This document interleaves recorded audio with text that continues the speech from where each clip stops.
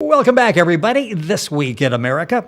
Our Shawn McBride, business consultant, longtime attorney, CPA, is the founder and managing member of the Shawn McBride Law Firm, PLLC, which concentrates on helping small to mid-sized businesses protect their assets, thrive in all business situations, and ultimately reach their desired outcomes. Shawn is known for providing highly personalized service and educating his clients so that they understand the law and can make sound decisions on legal matters that affect their businesses.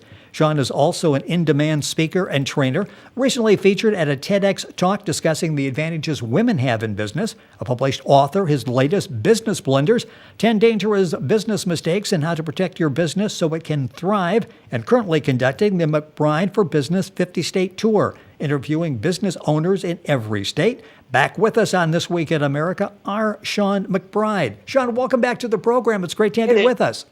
It is my pleasure to be here. I'm looking forward to this, and I always enjoy these chats. Thank you, as I do, and there's so many things to talk about. We talked the last time about the 50-state tour, and we'll go back through some of the details here in a second, but this is actually now beginning, and this is exciting because you're talking to real people in different business categories. You just had an interesting interview with a 3-generation business ready to move the CEO role from generation 2 to 3. It's something that we see happen more and more every day in business. Talk a little bit about this particular interview and some of the problems that sort of catch us off guard when it does come time to make that generational change.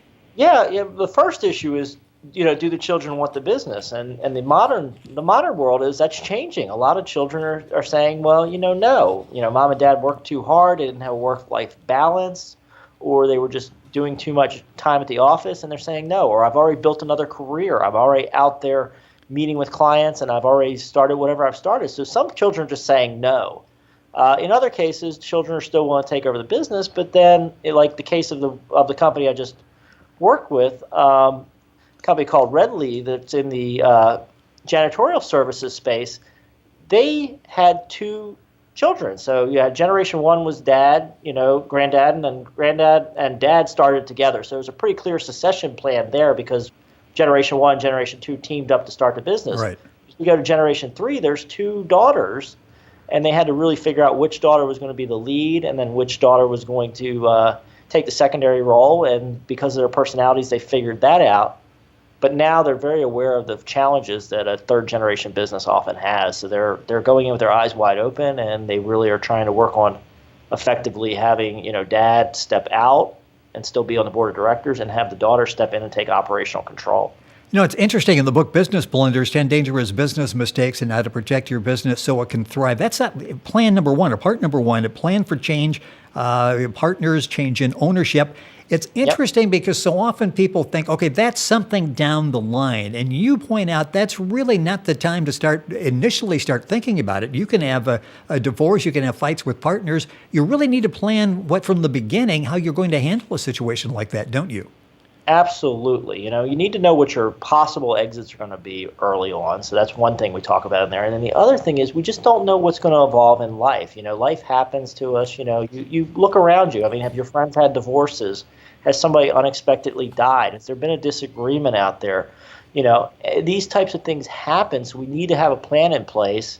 And even if you think your plan's very simple, it's generation 2 going to pass to generation 3, crystal clear.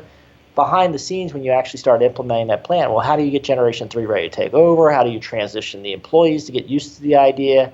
How do you, operationally make that happen? It's usually not as simple as it sounds on, quick, this is what we'll do. Right. Our Shawn McBride, our guest on This Week in America. The book is Business Blunders. The website is very simple. It's McBrideforbusiness.com. You can get all sorts of great information there, information on the 50-state tour, and I'll touch on the particulars in a second. But in talking about this generational shift, how difficult is that? I mean, even if you have the mechanism in place to go from one generation to the other, from a vision standpoint, when you've got the retiring or the CEO that's at least relinquishing some of CEO responsibilities, how difficult is that, and how much preparation should go into philosophically where you're going to be with a new generation coming into the executive suite? Yeah, and that's part of this is just the reality. You know, we're human beings. We get habits. We're used to doing certain things. This group that I interviewed was very open about it. They were talking about the fact that they were Dad was stepping down and Dad's giving up part of his life. He's got some hobbies and some interests he's looking forward to doing and where he wants to spend some more time. But he knows he's giving up part of him, so that's part of it. The daughter, I met her at a conference, and that's kind of how this interview got set up. As we became friends and. We started talking, but she's very realistic about taking it over. But the employees know that there's a change coming because even though they're the same family and different generations, there's going to be different styles. She's got a real growth mission for this company going forward.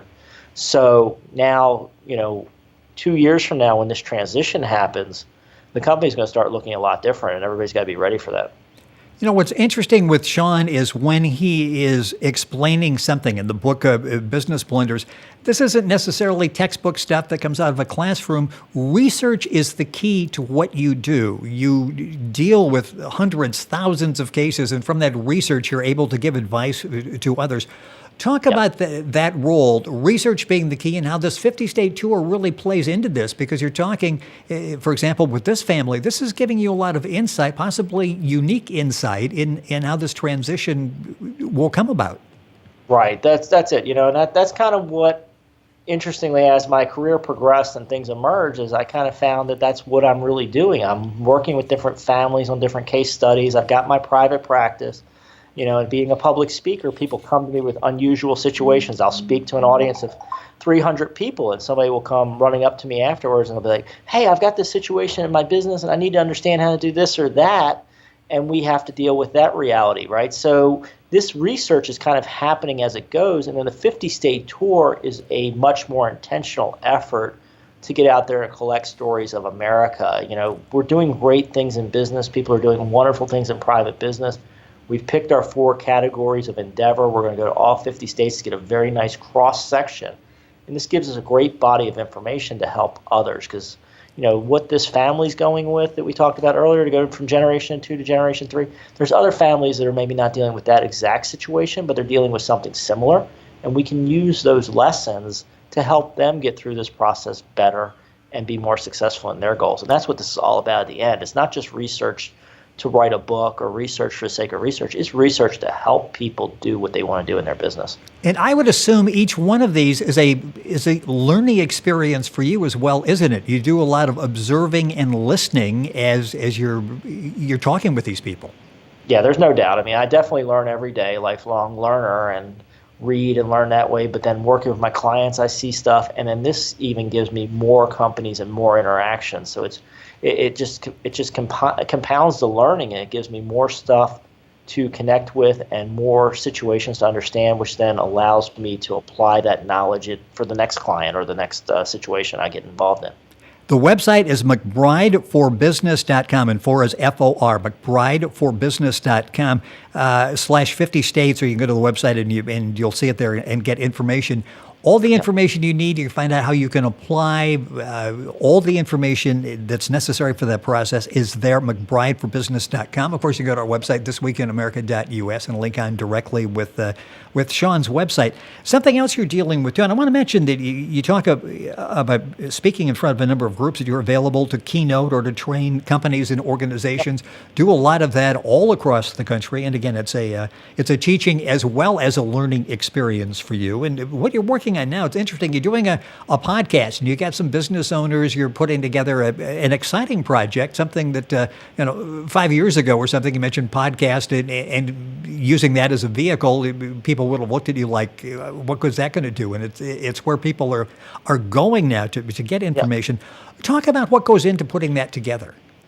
Yeah, the theme is, what we're doing is everything I do, speaking, consulting, everything is about helping successful private business owners build companies that stand the test of time. So we decided as part of the 50-state tour, and more broadly, is to bring experts in to give lessons about this 50, about what they're doing with clients and how they're helping people and how they're helping private businesses in their little sphere of endeavor and bring it all together. So first stage of it is, interviews, and I get to be Rick for a day, and I get to call some folks up, and we've done some over the internet, and we've done most of them in person. And I get to sit down with people and really dive into how they're helping business owners in their sphere of influence. It may be a grief counselor. We just recorded that one earlier today, where somebody has taken the role of helping American businesses as they deal with the fact that employees may have grief issues, and they're going to deal with these challenges.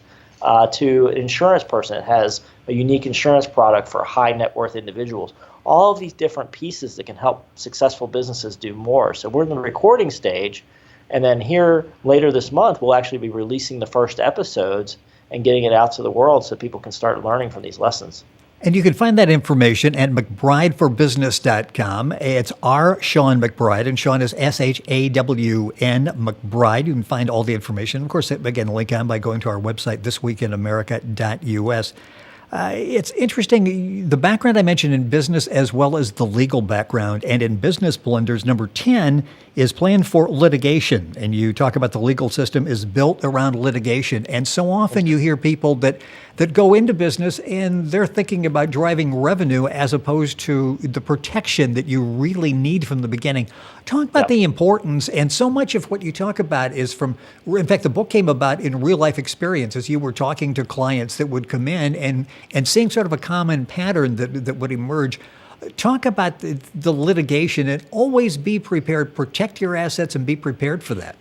That's right. We just need to go in with our eyes open. We know that the American legal system is very open to litigation, right? We're one of the countries that embraces people being able to express themselves. And one of the things people can do is they can file a lawsuit if they're not happy. And unfortunately, when you're on the defending side of the lawsuit, it's your job to get that lawsuit over. And that's often difficult. So you need to have those good books and records and systems in place to make sure that if somebody challenges something you do, you can go in there and say that you followed the letter of the law, you hired that employee correctly, you had the right procedures in place, you didn't discriminate. Whatever the case might be, whatever your business process is, you need to understand that that vendor that you have a great relationship with now may not be a great relationship in the future. That employee, that partner, you want to start building processes in early in your business to be realistic that litigation is part of the game, and you need to keep your head open that could happen and put what you can in place to make sure that if it does, you're going to be able to get out of it as quickly and as inexpensively as you can. Because you're right, most people are focused on driving revenue. Right. That's very, very important for a business, obviously. That's your lifeblood. But you want to keep as much of that revenue as you can, particularly long term, and that's where this litigation planning comes in and doing some smart record keeping and documentation to make sure that your business stays yours and that wealth you're creating is yours as well. The word frivolous comes to mind. If you think I do everything right, I will stand by everything we do in the process we do it, that still doesn't make you immune from a lawsuit, does it? No, it doesn't, unfortunately. And many of these lawsuits are not well founded, but they can still cost substantial amounts of money to get through. What I do find, though, is if a client has good records and good systems in place and they can really document it, often if a frivolous type lawsuit comes up and there's excellent records, we can take those excellent records to the lawyer for the person who might be bringing the frivolous lawsuit and say, look, we've got really good records, you're going to lose, and they may stop spending their time on it. So you can potentially end some of that frivolous stuff earlier if you have the right systems in place, but you got to keep your eye open because really anybody can file a lawsuit, and the way the U.S. system basically works is once somebody files a lawsuit, it's your job to get out of it rather than vice versa. That's not their job to prove it early stages of the litigation. It's your job to get out of it. Later, they'll have the burden of proof, but often in a civil case, it's only 51%. So again, no good records. Somebody might be able to convince a judge or jury it's more likely than not that you were wrong. So you really want to get everything right from the beginning. Shawn's book is Business Blunders, 10 Dangerous Business Mistakes and How to Protect Your Business So It Can Thrive. The book is laid out brilliantly. You've got the 10. You've got the conclusion of each chapter. You can go back and do sort of a checklist. You can go back and refer to. In fact, I think you've designed this specifically for that. You can go back and check from time to time. A couple minutes left in the program. When you were here the last time, I had a listener that asked an interesting question that what should I do in an era of freelance, consultant, gig economy, call it whatever you want, but a lot of freelance work out there. Are there things that we should do to protect ourselves? We think we're fine because we're really not an employee of anybody, but you are providing a service. I would assume you're still susceptible? Yes, you definitely have litigation risk. Somebody may not be happy with the service you provide, particularly if you start getting into a professional service where you're giving people real advice or ideas on their business. There you want to start looking at insurance policies would probably be the earliest stage for a gig economy type person. Somebody who's just working for other people's here and there. You probably want to make sure you have good insurance policy in place. Down the line, when you start bringing that first employee in, get a little bigger, that's where you're talking about an LLC or other legal entity to divide the business operations from your personal operations. So you want to do this in layers. But yes, even in the gig economy, there's litigation risk. People get sued all the time. And of course, know what you're signing. I've just been talking to people lately who have unfortunately signed contracts that didn't really think through, and there's termination provisions and expenses for terminating the contracts, and you don't want to get yourself in a situation where you've signed something that's going to financially obligate you down the line that you didn't really understand what you were getting into. And that's sort of where we started in terms of passing it from generation to generation, or the exit strategy for a corporation. You're not thinking of that. I'm sure as you're going into business for yourself and you sign something in that specific case, you're really not thinking about the negatives. You're all excited about the business and the success of the business. It's just something you don't think about, and you really need to. A minute or so left in the program. Number 4 is interesting: protect important intellectual property. And that jumps out at me as I'm reading that, because so often we protect the physical things, but protecting the intellectual property. I'm not giving you much time to talk about it here, so that's not fair, but you're going to be in the book, you go into detail. Talk about the importance of that, and what exactly is intellectual property? Intellectual property could cover a lot of stuff. Here's the thing for the gig economy, small businesses, other things. It can be stuff you don't expect. It may be your customer list. It may be a relationship you have with a supplier. It may be that phone number of that CEO that's going to be your next big customer. Any little thing could be very, very valuable because information is so important these days. So think very broadly about where your value of your business is. You may have something there that's saleable, that's very valuable to somebody else later. So you want to protect all of that important information you got, even if it's not, a huge machine out in the warehouse. If it's know-how and it's something that you can use for value, you possibly could sell that off for a lot of money. A lot of great information in the book Business Blunders, 10 Dangerous Business Mistakes and How to Protect Your Business So It Can Thrive. The guest is Shawn McBride, the author, with us on This Week in America once again. The website is McBrideForBusiness.com. There you will find information on the 50-state tour, information upcoming on the podcast that Shawn is doing, and also information on how you can contact Shawn to do a keynote speech for your company or train your company or organization. Shawn, the time has gone by quickly. Look forward to have you back on the program. I love the book Business Blunders. It is so easy to go through, and from a reference standpoint, it's excellent. You will keep that by you and prevent a lot of mistakes from happening. Thank you for being with us on the program. Thank you for having me. It is always our pleasure. Information available at the website McBrideForBusiness.com. And of course, you can link on directly by going to our website, thisweekinamerica.us. Stay tuned. We're back right after these messages.